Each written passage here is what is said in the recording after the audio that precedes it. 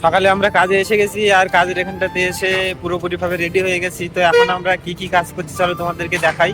তো সকালে একটা গাড়ি এসেছিল, দেখো এই গাড়িটাকে লোড করছিলাম। আর এখন আমাদেরকে গাড়ি খালি করতে হবে। যে গাড়িগুলোকে নারকেলের বস্তা নিয়ে এসেছে সেই নারকেলের বস্তাগুলোকে খালি করবো। তো সেই গাড়িগুলো লাগিয়ে রেখেছে, এই দেখো।